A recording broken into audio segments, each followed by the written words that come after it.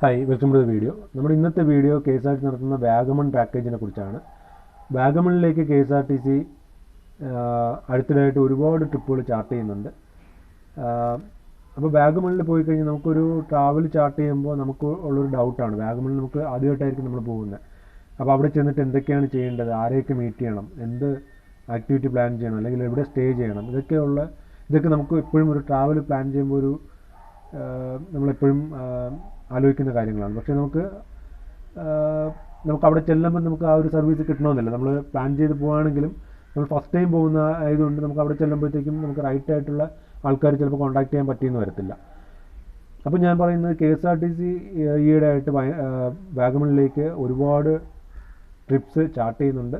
KSRTCയുടെ മിക്കവാറും ഉള്ള ഡിപ്പോകളിൽ നിന്ന് ട്രിപ്സ് ചാർട്ട് ചെയ്യുന്നുണ്ട്. അപ്പോൾ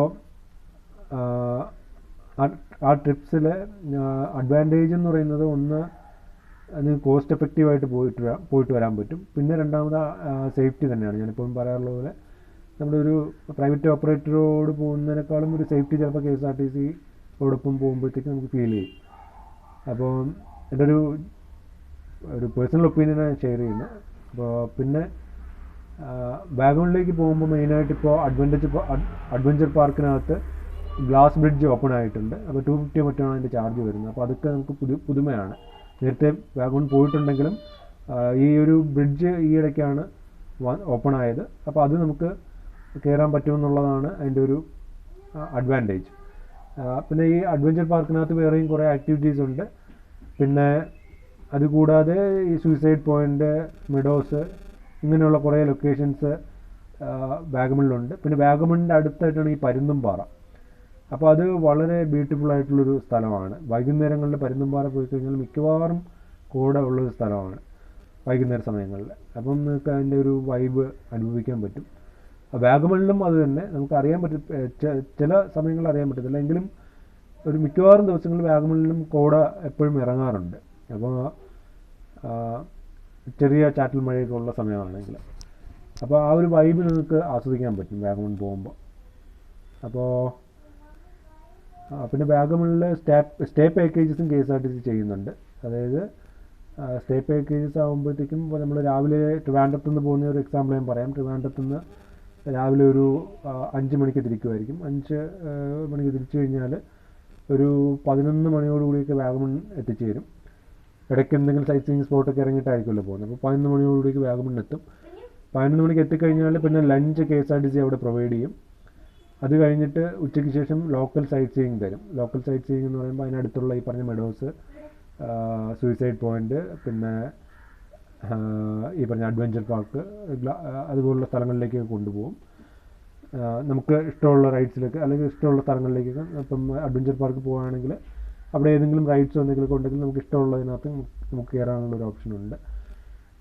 പിന്നെ അത് കഴിഞ്ഞിട്ട് അന്ന് അവിടെ സ്റ്റേ ആയിരിക്കും. സ്റ്റേയിൽ ക്യാമ്പ് ഫയറും ഡിന്നറോടും കൂടിയൊക്കെ ആയിരിക്കും സ്റ്റേ പ്ലാൻ ചെയ്യുന്നത്. ക്യാമ്പ് ഫയറും ഡിന്നറുമായിട്ട് സ്റ്റേ പ്ലാൻ ചെയ്യും. സ്റ്റേ മിക്കവാറും KSRTC ഡോർമെട്രി ആയിരിക്കും പ്രൊവൈഡ് ചെയ്യുന്നത്. പക്ഷേ നമുക്ക് ഫാമിലിയായിട്ട് റൂംസ് വേണമെന്നുണ്ടെങ്കിൽ നമ്മൾ റിക്വസ്റ്റ് ചെയ്ത് കഴിഞ്ഞാൽ അവരതിനുള്ള സൗകര്യം ചെയ്തു തരും. അല്ലാന്നുണ്ടെങ്കിൽ നോർമൽ കേസിൽ ഇത് തന്നെ ആയിരിക്കും, നമ്മുടെ ഡോർമെട്രി തന്നെ ആയിരിക്കും. ഡോർമെട്രി എന്ന് പറയുമ്പോൾ ചിലപ്പോൾ ഒരു 12 വരെയുള്ള ഡോർമെട്രിയിലായിരിക്കും സ്റ്റേ വരുന്നത്. 12 പേരടങ്ങുന്ന ഒരു ഹോളായിരിക്കും. അല്ലെങ്കിൽ ചിലപ്പോൾ 3-4 പേരുള്ളതായിരിക്കും. അപ്പോൾ അത് അവരുടെ അവൈലബിലിറ്റി അനുസരിച്ചായിരിക്കും. അപ്പോൾ നമുക്ക് റൂം വേണമെന്നുണ്ടെങ്കിൽ നമ്മൾ നേരത്തെ പറഞ്ഞു കഴിഞ്ഞാൽ അതിൻ്റെ എക്സ്ട്രാ ഒരു അഡീഷണൽ എമൗണ്ട് കൊടുത്താൽ മതിയാവും. അത് ഒരു റൂമായിട്ട് അറേഞ്ച് ചെയ്ത് തരും. പിന്നെ നെക്സ്റ്റ് ഡേ, രണ്ടാമത്തെ ദിവസം സ്റ്റേ ചെയ്തിട്ട് അടുത്ത ദിവസം രാവിലെ ജീപ്പ് സഫാരി പ്ലാൻ ചെയ്യുന്നുണ്ട്. അവിടുത്തെ ലോക്കൽ സ്ഥലങ്ങളെല്ലാം കണക്ട് ചെയ്തുകൊണ്ടുള്ള ഒരു ജീപ്പ് സഫാരി. അത് വളരെ കംഫർട്ടബിൾ ആയിട്ടുള്ളൊരു റൈഡായിരിക്കും, പ്രത്യേകിച്ച് യങ്സ്റ്റേഴ്സിന്. അപ്പോൾ ആ ജീപ്പ് സഫാരി നിങ്ങൾ എടുക്കുക. വാഗമൺ പോകുമ്പോൾ അതൊരു ഹൈലൈറ്റാണ്. ജീപ്പ് സഫാരി കഴിഞ്ഞിട്ട് ഉച്ചയ്ക്ക് ലഞ്ചെല്ലാം കഴിഞ്ഞിട്ട് ഉച്ചയ്ക്ക് ശേഷം പരുന്തുംപാറ ആയിരിക്കും പോകുന്നത്. അപ്പോൾ ഇതായിരിക്കും ആ ഒരു പാക്കേജിൽ വരുന്നത്. അപ്പോൾ എന്നിട്ട് രണ്ടാമത്തെ ദിവസം രാത്രി അവിടുന്ന് തിരിക്കുന്ന രീതിയിലായിരിക്കും, വൈകുന്നേരത്തോടുകൂടി അവിടുന്ന് തിരിക്കുന്ന രീതിയിലായിരിക്കും യാത്ര ചാർട്ട് ചെയ്യുന്നത്. അപ്പോൾ ഞാൻ KSRTCയെ കുറിച്ചുള്ള കൂടുതൽ വീഡിയോസ് ഈ ചാനലിലൂടെ ഷെയർ ചെയ്യാം. പക്ഷേ ഈ ചാനലിൽ ഞാൻ നേരത്തെ പറഞ്ഞിട്ടുള്ള പോലെ ഷെയർ ട്രേഡിങ്ങിൻ്റെ വീഡിയോസും ഉണ്ട്. അപ്പോൾ അതിനായിരിക്കും രണ്ടിനും ഈക്വൽ പ്രയോറിറ്റിയാണ്. അപ്പോൾ അതിൽ കൺസെപ്റ്റ് വേറൊന്നുമല്ല, ഷെയർ ട്രേഡിങ് ചെയ്ത് കുറച്ച് കാശുണ്ടാക്കി നിങ്ങളുടെ മുടങ്ങിപ്പോയ ട്രാവൽ റീസ്റ്റാർട്ട് ചെയ്യുക എന്നുള്ളതാണ്. ഷെയർ ട്രേഡിംഗ് നമ്മൾ വെറുതെ എങ്ങനെയെങ്കിലും കൊണ്ട് ഇൻവെസ്റ്റ് ചെയ്യാതെ നമ്മൾ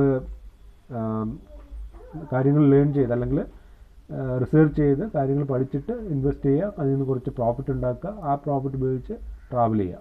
അതും KSRTCയോടൊപ്പം ആ ഒരു ഒബ്ജക്റ്റീവിലാണ് അത് ചെയ്യുന്നത്. അപ്പോൾ ഈ വീഡിയോ ഇവിടെ നിർത്തുന്നു. വീഡിയോ ഇഷ്ടപ്പെട്ടെങ്കിൽ ചാനൽ സബ്സ്ക്രൈബ് ചെയ്യുക, ഷെയർ ചെയ്യുക, ബെല്ലൈക്കൺ കൂടി ഒന്ന് എനേബിൾ ചെയ്ത് വയ്ക്കുക. അപ്പോൾ താങ്ക്സ് ഫോർ വാച്ചിങ്. ബൈ.